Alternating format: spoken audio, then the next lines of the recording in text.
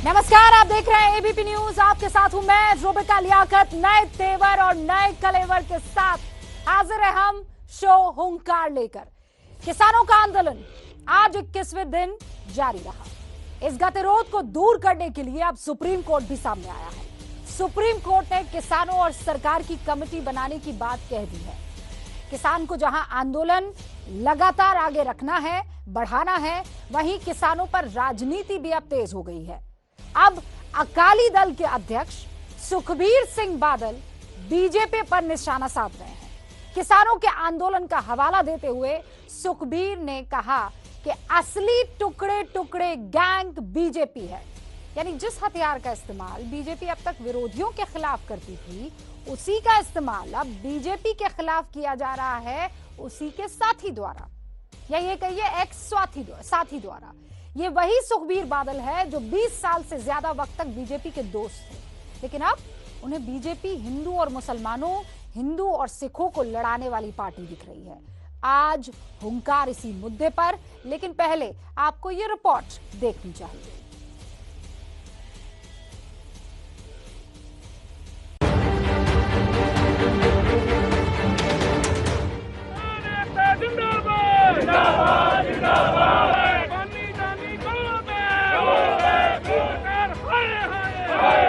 असली टुकड़े टुकड़े गैंग बीजेपी है। पहले हिंदू ते मुसलमान दे रिश्ते टुकड़े टुकड़े कीते ते हिंदू ते सिख विच पाड़ पाने की कोशिश कर रहे हैं। ये जो साजिशी सुपारी का संदूक और किसानों के कंधे पे बंदूक, तो जो लोग साजिशी सुपारी का संदूक लेके और किसानों के कंधे पर बंदूक चला रहे हैं, उन्हें ये बात समझना चाहिए कि अब सामंती स्वरूप चकनाचूर हो चुका है। एक तरफ अन्नदाता का गुणगान करते हैं और दूसरी तरफ उन अन्नदाता जो आपके दहलीज के ऊपर लखनऊ दिल्ली के आसपास पहुंचे हुए हैं, उनको इस तरह से बदनाम करने की कोशिश करेंगे।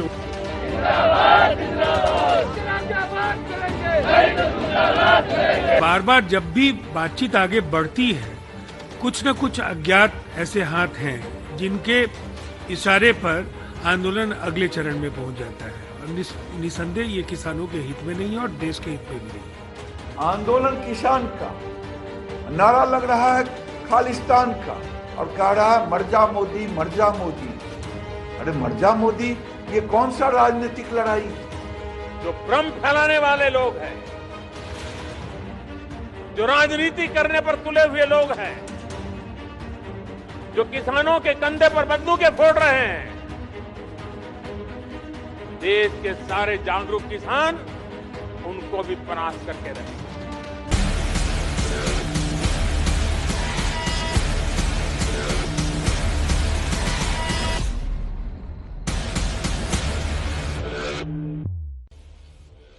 और इस पर बहस करने के लिए हमारे साथ जो खास मेहमान जुड़ चुके हैं, उनसे आपका तारुफ करवा देना चाहती हूं। के शर्मा साहब जुड़ चुके हैं, जो कि प्रवक्ता हैं बीजेपी के। बहुत बहुत स्वागत है आपका। मनजिंदर सिंह सिरसा साहब जुड़ चुके हैं, जो कि अकाली दल के प्रवक्ता हैं। सिरसा साहब, आपका भी बहुत बहुत स्वागत है। राकेश टिकैत साहब जुड़ चुके हैं, भारतीय किसान यूनियन के प्रवक्ता हैं। टिकैत जी, आपका भी स्वागत है। अब निजेश अवस्थी इस वक्त आपको स्क्रीन पर नजर आ रहे हैं, दिल्ली यूनिवर्सिटी के प्रोफेसर है, आपका भी बहुत बहुत स्वागत है। और हमारे साथ रमनदीप सिंह साहब जुड़ चुके हैं, जो कि किसान नेता है। सिंह साहब, आपका भी बहुत बहुत स्वागत है। अव्वल तो एक नए सिलसिले को शुरुआत करते हुए ये आज की मेरी नई डिबेट है, और मैं उम्मीद करती हूं कि आज हम बहुत ईमानदारी से अपनी सारी बातों को रखेंगे। यहां एक दूसरे से झगड़ने से ज्यादा बेहतर ये होगा कि एक दूसरे की बातों को समझें, क्योंकि अब हमने वादा किया है।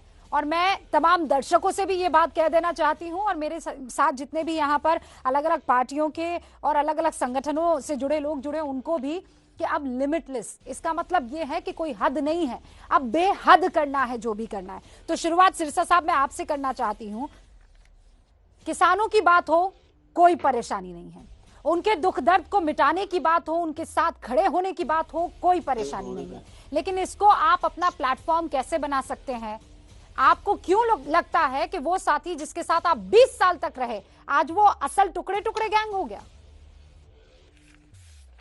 रुबिका जी, पहले तो 20 साल नहीं 30 साल तक रहे, 20 साल नहीं। और रुबिका जी, ये तो बीजेपी को तय करना है, सरकार को तय करना है कि उनकी लाइन क्या है। जिस दिन तो किसान कहता है कि मुझे यस और नो में जवाब दो, तो बीजेपी के प्रवक्ता आके बोलना शुरू कर देते हैं टुकड़े टुकड़े गैंग, टुकड़े टुकड़े गैंग। वहां पे तो जी देशद्रोही बैठ गए। अब किसान उस दिन देशद्रोही हो जाता। अब कल सरकार बातचीत करेगी तो फिर वो किसान बन जाएगा। अब ये सरकार पहले तय तो कर ले। अरे भाई वो देशद्रोही हैं, वो किसान हैं, वो आतंकी हैं, वो चरमवादी हैं, वो कौन से वादी हैं, पहले तय तो कर ले। सरदार सुखबीर सिंह बादल साहब ने जो कहा वो बिल्कुल दुरुस्त कहा। क्यों कहा कि 8 तारीख को जब गृह मंत्री जी के साथ बातचीत होती है, 9 तारीख को जो बातचीत होनी थी उसके अंदर जब बड़ा क्लियर हो गया कि नहीं या तो जवाब दें या तो नहीं जवाब दें, या तो बिल खत्म करें या तो नहीं खत्म करना, तो बात यस या नो में दें। अगले दिन से सारे सोशल मीडिया के ऊपर जहर उगलना शुरू हो गया। ये आतंकवादी, ये देश तोड़ने वाले, दे उपरवादी, ये अरे भाई कोई सीमा ही नहीं छोड़ी। मैं खुद आहत हूं, मुझे बड़ा दुख है देख देख के। हमें भी अपने बच्चों को दिखाते, बच्चे हमें आके कहते हैं देखो क्या डाला जा रहा है।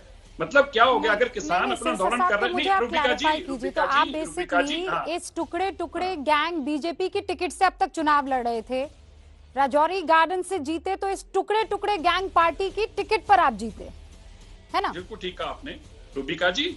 हमने तब कहा जब उन्होंने ये काम किया, जब उन्होंने इस आंदोलन को टुकड़े टुकड़े कहा, तो सरदार सुखबीर सिंह बादल ने जवाब दिया कि टुकड़े टुकड़े को और नहीं, टुकड़े टुकड़े आप हैं। और आप मुझे बताएं, क्या एक सर्टिफिकेट देने का अधिकार केवल बीजेपी को कब से मिला? ये किसने दिया अधिकार? ये कैसा सर्टिफिकेट है जो बीजेपी अकेले ही दे सकती है? किसने लाइसेंस दिया? और अगर के शर्मा साहब जवाब दीजिए। नहीं जी, उनको बोलने भी कोई ना, ये उनके पास कोई लाइसेंस है क्या ऐसा कहने का? और अगर भाई आपके पास लाइसेंस है टुकड़े टुकड़े गैंग का, तो सिरसा साहब ने वो आपसे थोड़ा बंटवारे में ले भी लिया कि आधा एक पन्ना हमें भी दे दीजिए उस लाइसेंस का, आपको बुला सके फिर टुकड़े टुकड़े गैंग। सबसे पहले तो रुबिका जी, आपका जो चैनल नए कलेवर में आया है, मैं उसके लिए आपको ढेर सारी शुभकामनाएं और बधाई देता हूँ। और ये बहुत अच्छा कार्य प्रयोग है और निश्चित रूप से सफल होगा और एबीपी न्यूज और भी लोगों के साथ जुड़े। दूसरी बात मैं कहना चाहता हूँ कि सिरसा साहब अभी बहुत उत्तेजना में बात कर रहे हैं कि 30 साल से था और ये था। अरे किसान की आवाज ही ऐसी होती है भाई, आपको पता ही है किसान की आवाज। पहले आप सुन लीजिए, आप बड़े हैं लेकिन आप बड़े का थोड़ा बड़प्पन भी दिखाइए। मैं ये कह रहा हूँ 30 साल तक आप जो है अकाली दल हमारे सहयोगी वो रहे। 6 साल अटल जी के सरकार में मलाई खाते रहे। 6 साल इसमें मलाई खाते रहे। आप गलत कह रहे हैं, आप गलत कह रहे हैं। एक मिनट सुन लीजिए, आप गलत कह रहे हैं। क्यों नहीं खाते रहे? आपकी सरकार नहीं थी, आप झूठ मत बोले। एक मिनट सुनिए, सरकार एनडीए की थी, आपकी सरकार नहीं थी। मलाई खाते रहे। क्या प्रधानमंत्री मलाई खाते हैं? क्या प्रधानमंत्री मलाई खाते हैं? क्या गृह मंत्री मलाई खाते हैं? नहीं, आप कैसे कहते मलाई खाते रहे? नहीं, आपने कैसे कहती मलाई खाते हैं? कमाल होगी। ये एनडीए की सरकार है, तुम्हारी सरकार नहीं थी। सरकार एनडीए ने बनाई थी, तुमने सरकार नहीं बनाई थी। आप गलत सेकंड, आपके बीच में कोई नहीं बोला था। एक सेकंड, हम यहाँ झड़प करें। प्रधानमंत्री जी मलाई खाते हैं। आपको झड़प करनी है वो झड़प भी कर लीजिएगा। आपको नुक्ताचीनी निकाली वो भी निकाल ली, लेकिन सिरसा साहब मैं ओपनिंग रिमार्क लेना चाहती हूँ और उसके बाद आप डिबेट कर सकते हैं। हम यहाँ बहस ही के लिए आए हैं, लेकिन एक बार सुन लीजिए आप के शर्मा की बात को, और उसके बाद में बाकी मेहमानों से बात करूँ, and then I will give you enough ample time. Sir K Sharma जी जवाब दीजिए। जी, मैं देखिए, मैंने सच्चाई बोली तो कैसे आग लगी रुबिका जी। और जब आप जो है अपने स्वार्थ के कारण से अलग हो, तो आप आरोप लगाने लग गए और आप हिंदू मुस्लिम और ये करने लगे, और आप जो है टुकड़े टुकड़े गैंग का सर्टिफिकेट हमें बांटने लग गए। मैं इसलिए कह रहा हूँ दोहरा चरित्र है कि इनका अकाली दल का उजागर होना चाहिए। और रही बात जो किसान भाइयों की ये कह रहे हैं, निश्चित तौर से किसान भाई हमारे अन्नदाता हैं और उनके साथ समस्याओं का समाधान करना कर्तव्य भी है। लेकिन जिस बात की एक तरफ इशारा कर रहे हैं, तो मैं रुबिका जी बहुत विनम्रता के साथ निवेदन कर रहा हूं, तमाम चैनलों ने स्वयं वहां पर दिखाया है किस ढंग से मोदी मर्जा मोदी, किस ढंग से इन लोगों ने डिमांड में उमर खालिद जो नक्सली, जो अर्बन नक्सली थे, उनको छुड़ाने की वहां पर मांग की, पोस्टर लगाए वहां पर, लोगों ने मंच बनाया वहां पर, और किसान भाइयों के आंदोलन को हिंसक और बदनाम करने का। अरे भाई के शर्मा जी, फिर यही तो किसान भाई थे जिन्होंने कह दिया कि निकलो यहाँ से। यही तो वो किसान भाई थे जिन्होंने कह दिया कि भाई तुम लोगों का यहाँ क्या काम, हम अपनी लड़ाई खुद लड़ लेंगे। तो ऐसे में उन तमाम नेताओं को अपने जुबान पर थोड़ी लगाम नहीं लगानी चाहिए थी, जो कह रहे थे कि देखिए यहाँ पर क्या कुछ हो रहा है। नहीं, यदि ये आवाज नहीं उठती चैनलों के माध्यम से और ये सच्चाई रूबिका जी यदि नहीं दिखाई गई होती, तो यही लोग तो उसको उत्पात और हिंसक बनाने की कोशिश कर रहे थे।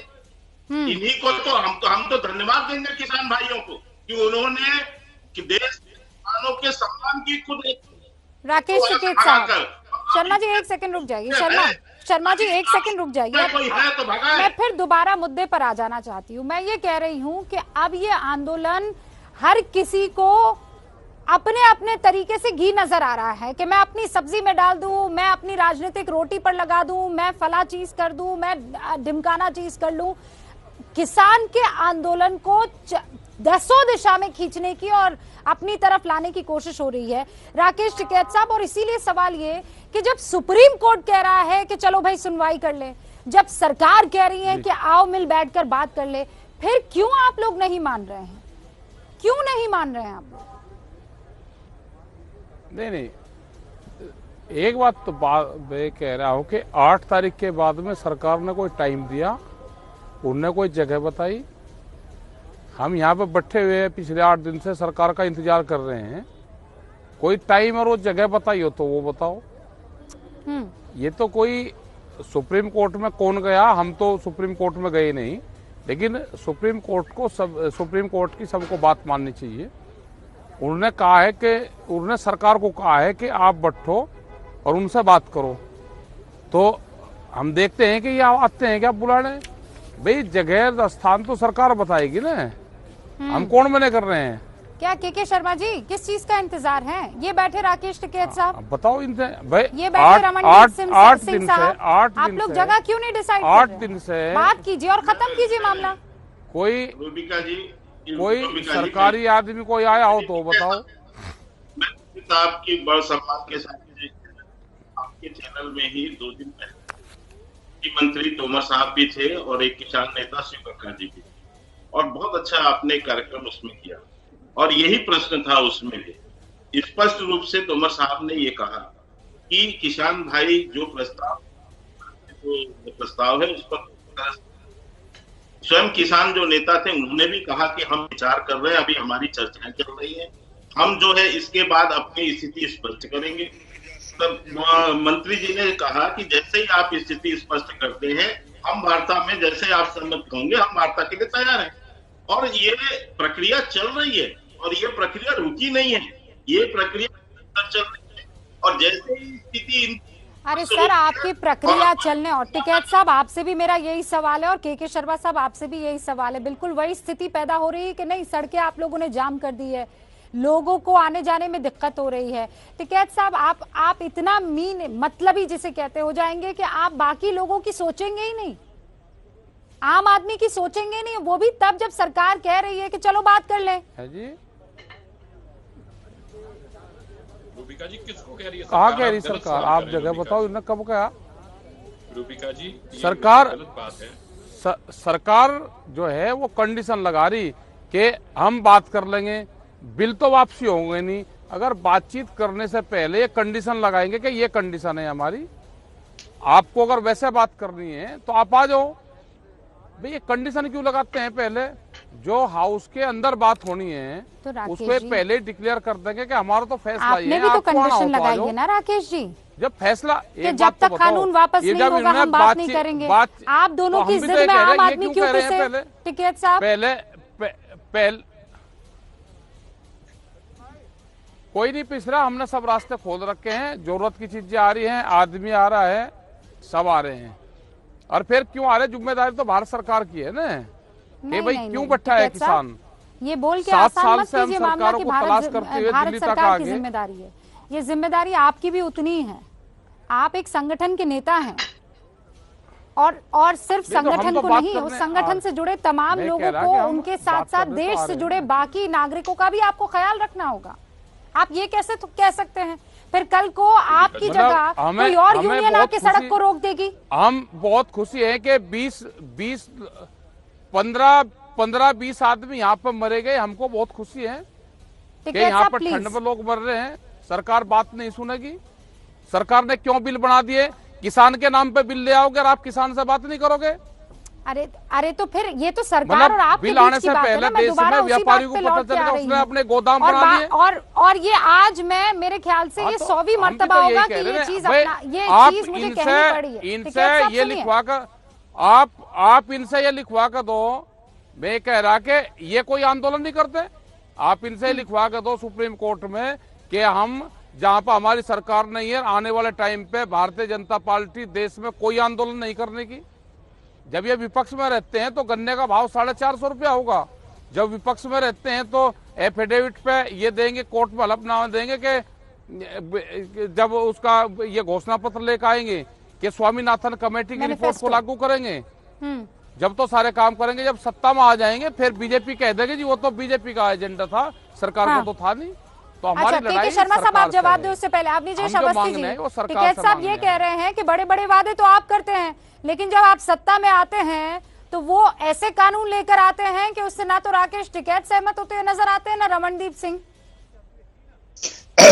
और ना सिरसा साहब आपके 30 साल पुराने साथी। नहीं, हमने किसान का, हमने अपना नाम नहीं कहा, नहीं हमने अपना नहीं कहा। हाँ, आप किसान नहीं टिकैत साहब आपसे नहीं है मेरा सवाल, अवनीश अवस्थी से है, किसान से बात। रुबिका जी, हाँ। रुबिका जी नमस्कार, मैं सिरसा जी निश्चित और सम्मानीय व्यक्ति और हम सब लोग उनका नरेंद्र मोदी जी ने चुनाव नामांकन के समय किसी के चरण स्पर्श किए तो इसके हमारे मन में बादल परिवार के प्रति, अकाली दल के प्रति कहीं भी किसी भी तरीके का वैमनस्य का भाव नहीं है। ये एक ऐसा मुद्दा जरूर आया है। मैं एक बात बड़ी साफ सी कहता हूं कि क्या इन किसान के कानूनों से पहले किसान की व्यवस्था, किसान की हालत बहुत अच्छी थी क्या? अगर नहीं थी तो उसको बदलाव के लिए आप जिस भी तरीके से बेहतर चाहते हैं वो बेहतर करने को तैयार है सरकार। सरकार ने कभी मना नहीं किया कि हम बात नहीं करेंगे। 6 दौर की 7 दौर की बातचीत हो चुकी है, फिर बातचीत करने को तैयार है सरकार। सार्वजनिक रूप से कह रही है हम बातचीत करने को तैयार है, लेकिन सिर्फ एक वहां पर जाकर के मौन जा रहे हैं, हाँ या ना। बातचीत में हाँ या ना भी नहीं होता। ये भी मैं टिकैत जी को कहूंगा, टिकैत जी के पास तो किसान आंदोलन की विरासत है बहुत बड़ी। आज देश में किसानों की जो हालत है, किसानों के साथ जो हो रहा है, किसान जो आत्महत्या कर रहे थे, उसको रोकने के लिए किसानों की अगर आय दुगनी करनी है 2022 तक, तो कुछ ना कुछ तो करना पड़ेगा ना बदलाव। आप बदलाव के लिए तैयार नहीं है, आप आशंकाओं में जी रहे हैं कि अगर ऐसा हुआ तो ऐसा हो जाएगा, ऐसा हुआ तो ऐसा हो जाएगा। अरे आप धैर्य से रखिए।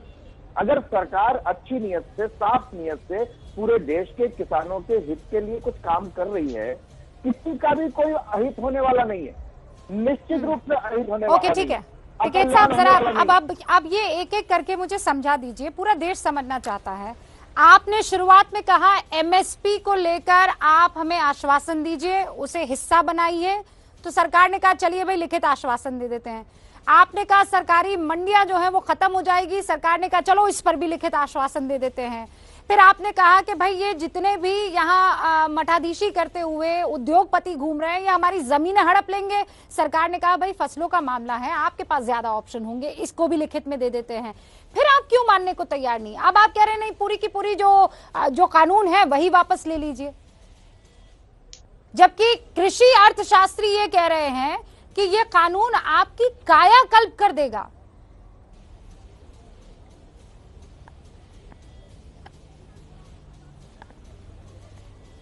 रुबिका जी, मैं टिकैत साहब,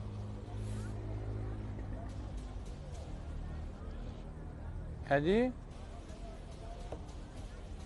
रुबिका जी, कोई सुनिए कायाकल्प नहीं करेगा। आपने मेरा सवाल सुना टिकैत साहब? काया नहीं कल्प करेगा, ये तो सब कुछ तबाह करेगा। रुबिका जी, असल में क्या है, किसान मेरे से क्वेश्चन है क्या ये? हाँ सिरसा साहब आपसे सवाल है। मैं कह रही हूँ आपने जितने भी वादे मांगे थे सरकार लिखित में वो वादे देने को तैयार है, तो आप इस बात पे क्यों अड़े हुए हैं कि कानून वापस ले ले, जबकि इस कानून को लेकर किसानों के जितने भी अर्थशास्त्र हैं वो ये कह रहे हैं कि आप लोगों का कायाकल्प हो जाएगा, नहीं आपके लिए बेहतर ऑप्शंस अवेलेबल हो जाएंगे। कोई अर्थशास्त्री ऐसा नहीं कह रहा रुबिका जी। सिरसा साहब एक सेकंड, मैं टिकैत साहब से इस पर बात करना चाह रही हूँ। हाँ जी बताओ। मतलब हमने ये कहा कि एमएसपी को आप कानून बना दो, ये कहे जी लिख कर देंगे हम एमएसपी को, और जैसी पहले थी ऐसे ही रहेगी। व्यापारी सस्ते में माल खरीदेगा, 800 रुपया क्विंटल में धान खरीदेगा, 600 रुपया क्विंटल में मक्का खरीदेगा, और किसान की काया पलट हो जाएगी। सपोर्ट जो सरकार की होनी चाहिए थी वो होगी नहीं। अगर ये एमएसपी को भी इसमें जोड़ देते, एमएसपी पे भी कानून बना दो कि जो मिनिमम सपोर्ट प्राइस है उसके कम पे खरीद नहीं कोई व्यापारी करेगा, तो हम भी मान जाते कि भाई एक बात इन्होंने हमारी भी रख ली। ये फाइल पे नाम किसान का है और अंदर जो पर्चे हैं वो सारे व्यापारियों के हैं। इसमें फायदा तो व्यापारियों का होगा, ये तो व्यापारियों के हित में कानून बना है, किसान का हित का कोई इसमें वो नहीं रखा। किसान को तो कर दिया ना कि आप 10 साल पुराना ट्रैक्टर नहीं चला सकते। कुछ कहना चाह रहे हैं टिकैत साहब, किसको फायदा होगा? अवनीश जी कुछ कहना चाह रहे हैं, और मैं थोड़ा डिटेल में इस बात को समझना भी चाह रहा हूँ। नहीं, बात सुनेंगे, मैं आपकी बात सुनूंगी और बहुत इत्मीनान से सुनूंगी। आप इस आंदोलन को आगे बढ़ा रहे हैं, लेकिन देश की जनता को ये समझना होगा ना कि जब किसान कह रही है कि आय दोगुनी, तो उसको क्यों पड़ी है? अगर सच में आप लोगों की नहीं पड़ी है तो वो इतने बड़े बड़े वादे क्यों कर रही है कि आपकी आय जो है वो दोगुनी कर दी जाएगी? फिर क्यों 6,000 रुपए को लेकर आपसे वादा किया जाता है, पेंशन स्कीम निकाली जाती है, जब आपकी पड़ी ही नहीं है? तो ये 3 कानून आप कह रहे हैं कि बाकियों को फायदा पहुंचाएंगे, यानी उद्योगपतियों को फायदा पहुंचाएंगे। तो मुझे इस बात को समझाइए ना कि आपके पास तो ऑप्शन है कि आप मंडी में चले जाए। रमनदीप जी पहुंचाएंगे। नहीं रूबिका जी, अवनीश जी रुकिए। रमनदीप जी, मंडी में कहाँ चले जाए?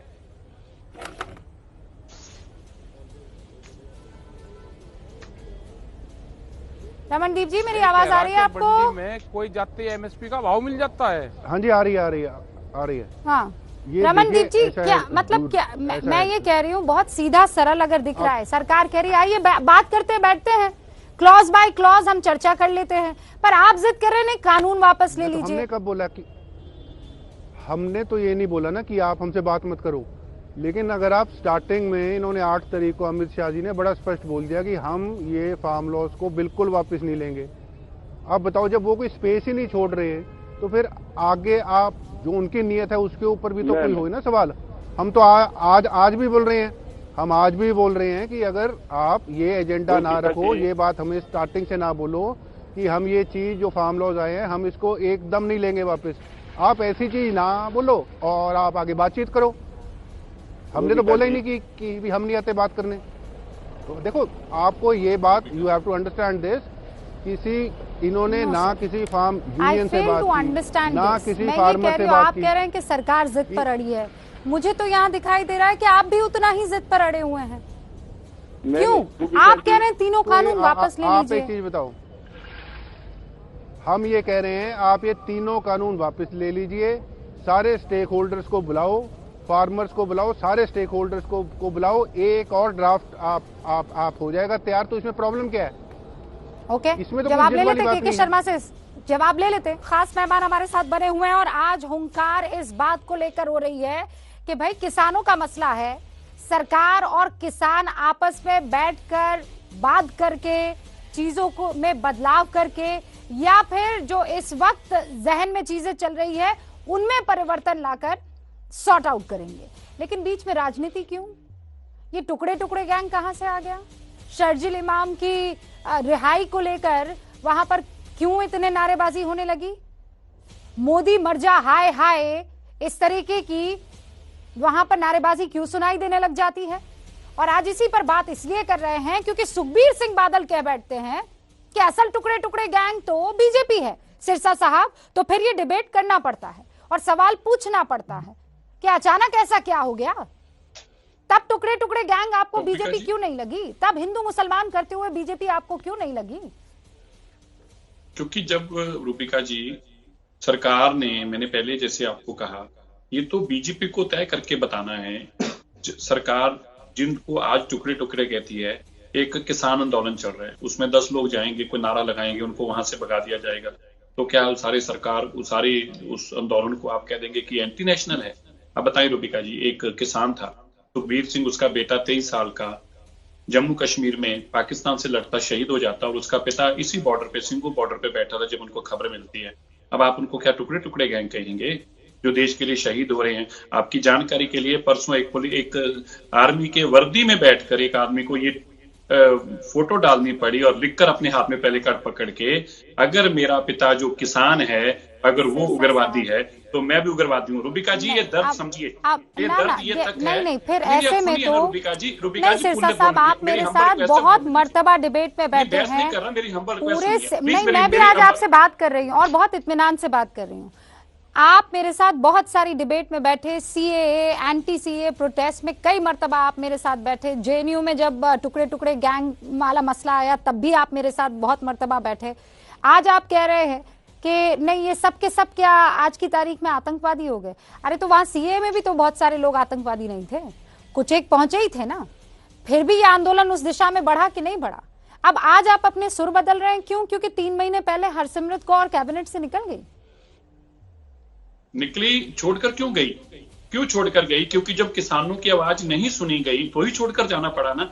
रुबिका जी अब आप मेरे को एक यही बता दें, मैं आपने बीजेपी के प्रवक्ता को मेरा सवाल का जवाब दे दे। हरसिमरत कौर बादल यही कहती थी ना इन कानूनों में कमी है, ये कानून गलत है, पहले किसान से बात करो फिर लोकसभा में लेके आना। अगर हरसिमरत कौर बादल गलत थी तो फिर अब कृषि मंत्री ने क्यों माना कि कानूनों में गलती हम संशोधन कर देते हैं? उसी दिन हरसिमरत कौर बादल चला चला के कह रही थी तुम गलत कर रहे हो, गलत कर रहे हो, मत करो मत करो। क्यों नहीं बोले? क्यों नहीं कहा उस दिन मानी बात, और आज क्यों मान रहे हैं? आज कृषि मंत्री क्यों कह रहे हैं कानूनों में गलती हम ठीक कर देते हैं? तुम तो कहते थे कानून बिल्कुल सही है, सोने की तरह है, ये तो है ही हीरा है, ये तो प्योर 24 कैरेट सोना है, अब कहाँ गया वो सोना? तो रुबिका जी हम यही कह रहे हैं, तुम पहले भी गलत थे, तुम अब भी गलत हो, तो मत ये आग लगाओ, ये देश में आग मत लगाओ। ये एक भाईचारक साझ बनी उसको बने। शर्मा जी, रुबिका जी मैं यही बात कह रहा हूँ, जो ये गुमराह करने और भ्रम फैलाने की बात करते हैं, और वो भ्रम और गुमराह क्या है? पहली मैं क्लियर कर दूं इनको कि ये जो कह रहे हैं कि आज जो आपके बिल में कमियां हैं आप दूर कर रहे हैं, हम जो है आपकी शंका आशंका और जो भ्रम है उसको दूर करने के लिए आपके समस्या के समाधान की दृष्टि से कुछ चीजें और बढ़ा रहे हैं। जैसे आपने ये कहा, इन्होंने आशंका और भ्रम फैलाया कि जो है यदि कॉन्ट्रैक्ट फार्मिंग होगी तो किसान की जमीन कुर्सी हो जाएगी या चली जाएगी। हमने स्पष्ट रूप से इन्हें बताया कि देखिए इसमें ये चीजें हैं। दूसरा इन्होंने कहा रजिस्ट्रेशन जो है व्यापारी का वहां होना चाहिए। बिल्कुल ठीक है, आपको आशंका है तो हम रजिस्ट्रेशन की प्रक्रिया भी कर दे रहे हैं।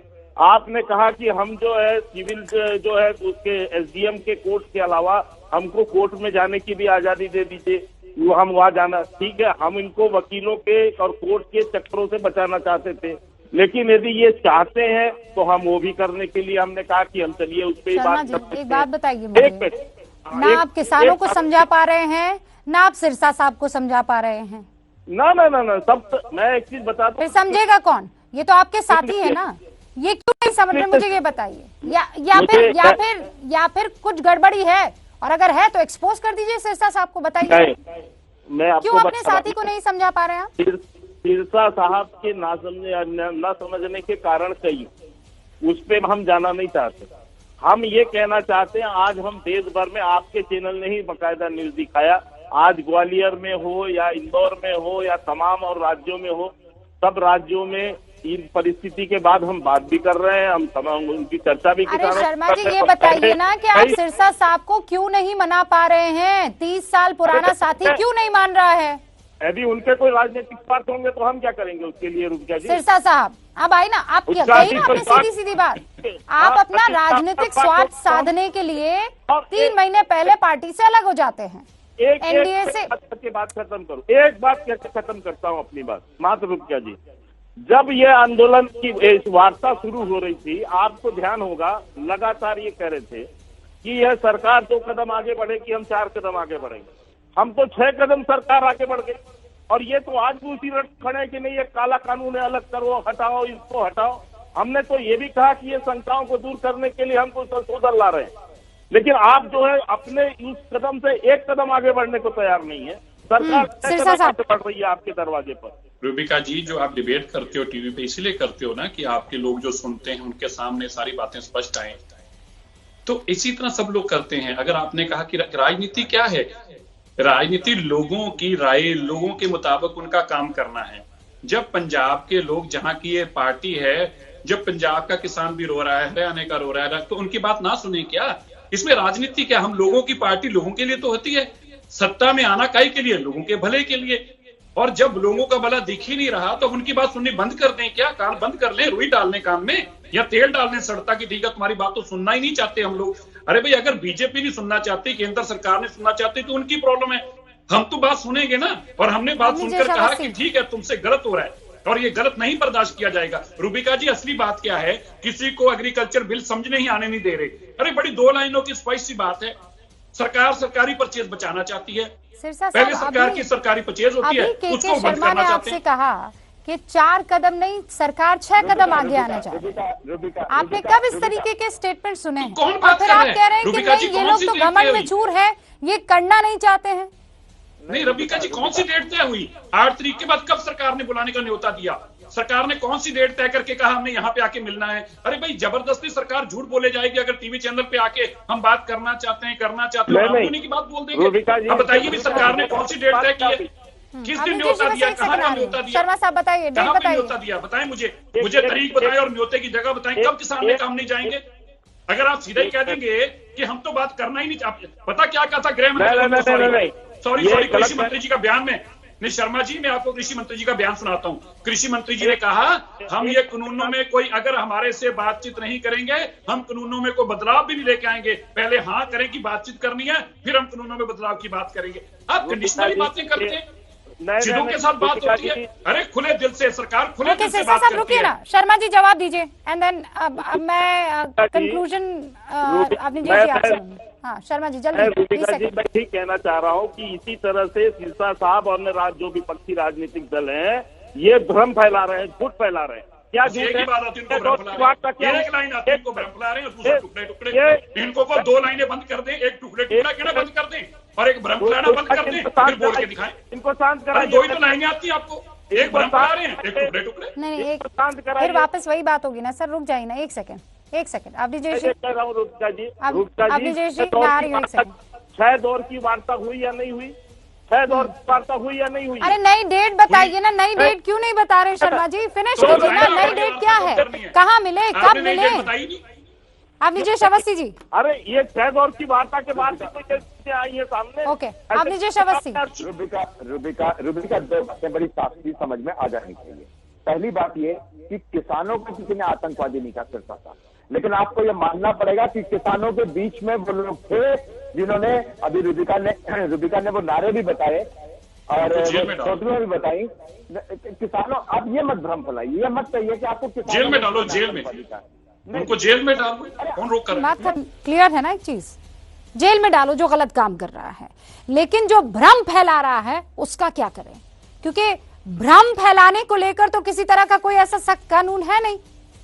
और सिरसा साहब वो भ्रम अगर किसानों में फैला तो मामला किसानों की आय से लेकर उनके इस्तकबाल मुस्तकबिल उन सब तक सीमित रह जाएगी ना, उससे आगे बढ़ नहीं पाएगी। कर्नाटक में भी सरकार अब स्कूल खोलने का फैसला ले चुकी है। कर्नाटक में 1 जनवरी से स्कूल खोले जाएंगे। नए साल यानी 2021 में कर्नाटक में स्कूल में बच्चे प्रवेश कर पाएंगे, ये फैसला ले लिया है। कोरोना की वजह से बंद स्कूल अब नए साल में खुलेंगे। आपको जम्मू कश्मीर के हंदवाड़ा से एक तस्वीर दिखानी है। बीजेपी के नेता जावेद अहमद कुरैशी, उन्होंने विजय दिवस मनाया। 71 की जंग में भारतीय वीरों को याद किया। इस मौके पर उन्होंने कहा कि यह भारतीय सेना की वीरता थी जिसकी वजह से 93,000 पाकिस्तानी सैनिकों को सरेंडर करना पड़ा।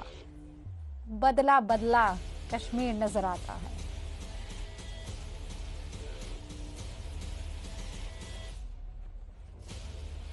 क्या है एबीपी न्यूज का रंग और बदल गया है तेवर। एबीपी न्यूज अब खबरें दिखाएगा लिमिटलेस अंदाज में। लिमिटलेस का मतलब बेहद, यानी कोई हद नहीं, मतलब खबरों के लिए किसी भी हद के पार अब आपका चैनल एबीपी न्यूज जाने वाला है। आप जानते हैं आज सुबह 7 बजे से लगातार यहां हर कलेवर हर तेवर को आपने धार पकड़ते हुए देखा होगा और जैसे जैसे अब दिन आगे बढ़ेंगे आप इस बात का एहसास करेंगे कि एबीपी न्यूज ने आपकी पसंद को आगे रखा है, आपकी चॉइस को आगे रखा है और उसके बाद ये जो रंग, ये जो रूप इस वक्त आप देख रहे हैं, ये एबीपी न्यूज ने चुना है। तो अब आप भी तैयार हो जाइए उन तमाम खबरों के लिए, उन तमाम तस्वीरों के लिए, क्योंकि हमने जो दिशा पकड़ी है वो इस वक्त किसी ने नहीं पकड़ी है। हमने आपकी नब्ज को टटोला है और उसके बाद तय किया है कि आज और अब से एबीपी न्यूज को हदें पार कर देनी है, और हदें आपके उस हक की लड़ाई को लड़ते हुए पार कर देनी है। आपको खबर किस तरीके की चाहिए, कौन सी वो खबर है जो आपसे मिस नहीं होनी चाहिए, कौन सी खबर का कौन सा पहलू है जो आप तक पहुंचाना है, अब इसकी पूरी तैयारी है। एबीपी न्यूज नए रूप, रंग और कलेवर में अब आपके सामने आ रहा है, और इसके लिए मैं एबीपी की पूरी टीम को बधाई देता हूं। एबीपी आपको रखे सदैव आगे। सोशल मीडिया पर भी आज एबीपी न्यूज ने जो अपना तेवर और अपना कलेवर बदला है, जो रंग और रूप बदला है, उस पर लगातार चर्चा हो रही है। मैं आपको ये बता देना चाहती हूँ कि लगातार हम ट्रेंड कर रहे हैं। बहुत से ऐसे लोग हैं जो हमसे राब्ता कायम करना चाह रहे हैं, हमें ये बता रहे हैं कि क्या उन्हें पसंद आया है, हमें बता रहे हैं कि क्या और बदलाव किया जा सकता है। तो हम आपसे ये गुजारिश करेंगे कि आप भी हमारे साथ जुड़िए और उस हैशटैग का हिस्सा बनकर हमें ये बताइए कि आपको क्या पसंद आया है, आपकी हमसे उम्मीदें क्या है। हम उस उम्मीद पर खरा उतरने की पूरी कोशिश करेंगे। Hashtag be limitless. एबीपी का नया लुक है, लेकिन अंदाज निश्चित रूप से पुराना रहेगा, और उस अंदाज में आप फेक न्यूज का त्याग करें, रियल न्यूज और जनता के व्यूज को राष्ट्र के सम्मुख प्रस्तुत करें। यही मेरी अभिलाषा है, यही मेरी शुभकामना है। और बहुत से ऐसे पॉलिटिशियंस हैं, देखिए ये बात तो किसी से छुपी नहीं है कि एबीपी न्यूज हर दफ्तर में देखा जाता है। एबीपी न्यूज पर कौन सी खबर चल रही है, इसको हर कोई ट्रैक करना चाहता है, और इसीलिए आप देखिए हर शुभकामना आज की तारीख में एक आशीर्वाद की तरह है। व्यूअर्स यानी आपका, दर्शकों का प्यार ये ताकत और हौसले की तरह है, और इसीलिए हम बार बार कह रहे हैं कि ये जज्बा, ये पैशन बेहद है, बेशुमार है। लोग हर बार नई नई चीज पसंद करते हैं, इनोवेशन, नए डिजाइन्स, और इसके कारण लोगों में उसके प्रति आकर्षण भी बढ़ता है, और इसलिए बदलते रहना चाहिए। कार के मॉडल जैसे बदलते रहते हैं तो लोग उसको चॉइस करते हैं। उसी प्रकार से मीडिया में इस बदल की शुरुआत एबीपी ने शुरू की है। निश्चित रूप से ग्राहक, जनता उसको पसंद करेगी, ऐसा मेरा विश्वास है। मुझे हार्दिक प्रसन्नता है एबीपी न्यूज एक नए कलेवर के साथ अपने दर्शकों के सामने आ रहा है। एबीपी न्यूज अपनी सकारात्मक भूमिका के साथ इस नए कलेवर को प्रस्तुत करते हुए देश के जनमानस में अपनी विशिष्ट छवि बनाने में सफल होगा। इसके लिए मेरी शुभकामनाएं एबीपी न्यूज के प्रति हैं। मेरा विश्वास है कि जो नई विधा के साथ यह फिर से इस प्रकार से इसका चैनल का शुरुआत की जा रही है, प्रारंभ किया जा रहा है, ये और अधिक आनंददायक होगा। मैं इस चैनल के, एबीपी चैनल के का अभिनंदन करता हूं और इनकी सफलता की कामना करता हूं। एबीपी न्यूज को बहुत बहुत शुभकामनाएं। देश के सबसे सटीक और सच्चाई के साथ खड़े रहने वाले चैनल को इस नई लुक, एक नए तेज और एक नए अवतार के लिए बहुत शुभकामनाएं। मुझे विश्वास है कि इस नई लुक के साथ सच्चाई के प्रति आपकी प्रतिबद्धता और सरकारों को सच्चाई का आईना दिखाने का आपका साहस उसी प्रकार से बढ़ता जाएगा। नमस्कार। मैं एबीपी न्यूज़ को बधाई देना चाहता हूं इस नए लुक के लिए, उनको शुभकामनाएं देना चाहता हूं।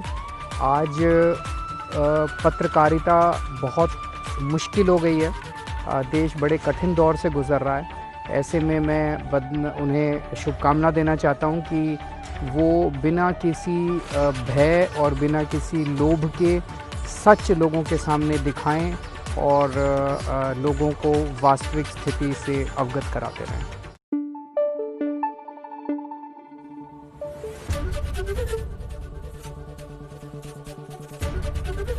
एबीपी न्यूज आपको रखे आगे।